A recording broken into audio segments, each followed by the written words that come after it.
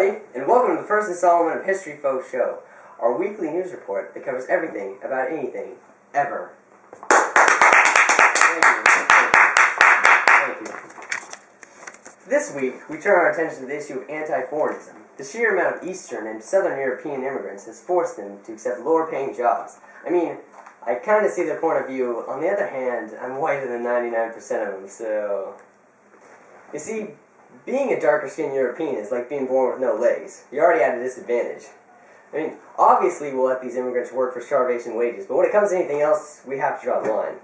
Many of these incoming foreigners are Italians, and right now they make up one of the largest demographics. Although they migrated to the city, they haven't forgotten their country roots. I see my neighbor Luigi walking his goats every day, and he constantly is asking me for scraps for his chickens.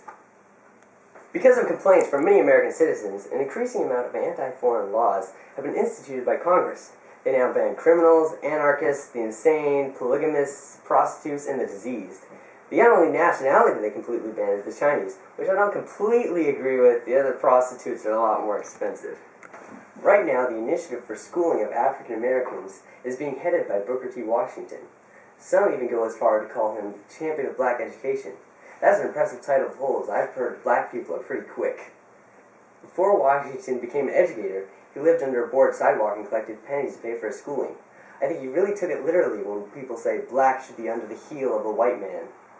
In addition to blacks, women are receiving more opportunities to work and provide for their families. Just the other day I asked my wife to make me dinner, but she just didn't have the time.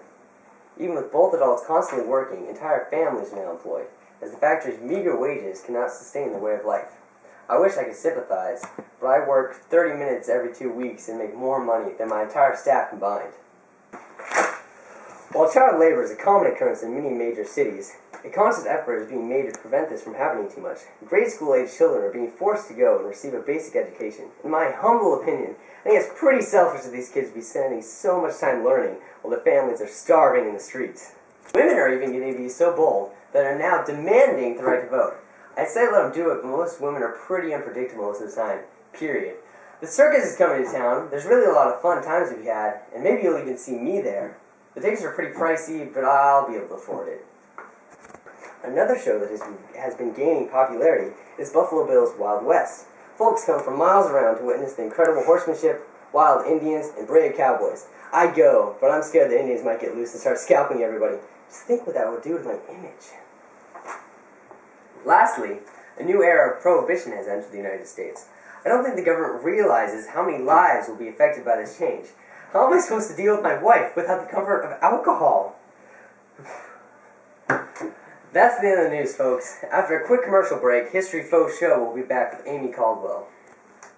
The greatest show on earth! Presented by the Ringling Brothers, Phineas T. Barnum and James A. Bailey. Coming to New York City this October, the 7th through the 21st. Enjoy high-flying acrobats, exotic animals, and spectacles that you would have never thought possible. Come to the circus. You'll be able to see our tent from miles away. And don't wait, because tickets sell fast. Good afternoon, Devin. This is Monica and Trisha, reporting from New York City, the largest city in America. Today I will be joining the ranks of the immigrants to find out what life is really like in the lower districts. Good afternoon. What is your name? I am Francesca. And what part of New York City do you live in?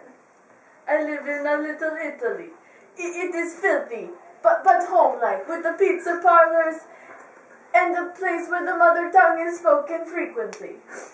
Okay, so the mother tongue, which would be Italian, correct? Yes. So you're from Italy? Yes. And is Little Italy very much like the real Italy back home? It is a very similar, yes. So we have shops. I own my own shop, and we make it like home as much as we can. Okay, and what do you do at your shop? What do you sell? I sell pizza. Yeah. Pizza? Pizza. Lots and lots of pizza. Lots of pizza. If you want pizza, come to my shop. Lots of pizza. All right. So, you live in Little Italy. What do you think of your neighbors? Are they also Italian? Yes, they are immigrants just like me, and they are human. They are human. Yeah, they're they're human, as opposed to like the Irish or the Chinese. They're not human, right? No. No. Okay. And do you ever have customers at your shop that are from another country? Sometimes, but we don't give them the good stuff. Oh, so you give them like the worst pizza. Yeah, they do not deserve what is good. No. Oh, okay. So, how was the process of entering America? How did you enter this country? Well, we came in through Ellis Island, and we went in large groups, but then they inspected us, and I had to change my name. And my brother, he had to be sent home because of his lazy eye. Well, thank you for your time. Yes, thank you. Come to my shop. All right. So, what is your name? Oh, my name is well, what they call me Susie. Susie. All right. And what country are you from? I'm from China. Okay. And what part of New York City do you live in? Oh, I live in Chinatown in a flop house. A flop house. Yes, it's a house where you buy a mattress for a little while for 4 cents, only 4 cents, and yet it's a bit dirty in the flop. The flop house is dirty or the mattress is dirty? Oh, both of them. I think that the person who had my mattress last time had lice. So, do you have lice now? Oh, I think so. Oh, okay. So, in this flop house, what other people live there? Is it all people from China? Yeah, all people from China, but they're only male, single male, because they come to America to make wage for themselves and for their families at home, maybe. Okay, so the people that you live with, they come to America and then they send money back to their families. Yeah, most of them do, but some just come to make big wage or to pay off the merchants who take them here. Okay, so what is your opinion on immigration? Oh, it's okay. The men like it a lot because they get good wages. But the other people, you know, the white people that used to live here or live here still, I don't know. They're white though. Anyway, they don't like us because they think that we bring the economy down and we're morally wrong. But I don't get how. How are we morally wrong? So maybe it's all the gambling. Gambling? Is gambling an issue? Gambling is a big issue with the men. They spend all their money on gambling and me. So what do you do for a living here in America? Oh, I sleep with men for money. So you're a prostitute? Yeah, the merchant man that took me here made me become prostitute to pay off my time, but he came to my family in China and said, "Hello, my name," I don't remember his name, I call him merchant man. Oh, okay. Anyway, okay,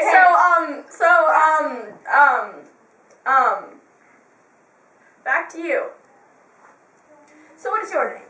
Bridget O'Connor, Okay, and what country are you from, Bridget O'Connor? Ireland. I could have guessed the O'Connor. So, what part of New York City do you live in? I live in the Irish part. It's called the slums. Maybe it's something that you guys don't know about, being all high So and mighty. because you're Irish, you live in the slums. Okay, I think that's going a little bit That's too what you just far. told me. No, I said that most Irish people live in the slums because we get crappy working conditions. Okay. We don't have any way to So, get... do you live with any other families in the slums? What do you think? Do I live by myself in this grand castle? I'll take that as a no. So, do you utilize the settlement houses? No, we don't have time to utilize the settlement houses. If I use... What are you doing that takes up that time? It's called work. And what do I have you do for a job? I work in a factory, and no, I'm not going to tell you because if my boss finds out that I'm on this show talking about it, it's not going to go what do you make at your factory? Is it cloth or textile? That's all I'm going to say. textiles? All right. So what's your opinion on immigration, Bridget O'Connor? New immigrants mean less work for me. My family's been here for a little while now. As you can see, I don't have an Irish accent, and we don't need new immigrants. I'm sorry, we don't. So you think that we should close down immigration completely? Maybe not completely, but definitely close it So down a how lot. about the other people from Ireland? You don't want them coming over at all either? If they were going to come over, they should have already done it. So, while all of Ireland was starving in the potato famine, they should have taken that opportunity. That's what my family did. Okay, so what if they didn't have enough money? They just stayed there and starved? They probably did. I mean, it's That pretty sucks. clear that if they were there, they were starving. Like, if you had So is enough that why you came to gumption... America? Well, not me, but my parents. Yeah, we came over here because we had to. We were forced to. Do you think I really want to live in the slums every day? Sure, it's Well, I better know than you are Ireland. Irish, so, I mean, it's pretty bad over there, right? You know what? Yeah, it is, but it's not as bad as how sometimes we're treated here. Alright, back to you. Come to Vassar University. We're one of the first exclusively women colleges in America. At Vassar, study art, music, writing, education, devoid of the discrimination that you would face at a regular college. Find us 70 miles north of New York City in the beautiful Hudson Valley. Thank you for your consideration. Purity and wisdom. To tonight's installment of History Fo Sho. Tonight I have a very special guest, the newly named Recluse of the Century, Emily Dickinson. Let's give her a warm welcome. Yay. Alright, Miss Dickinson, I heard about your poems from a publishing friend of mine, and they're really uplifting. What motivates you to write such cheerful poetry?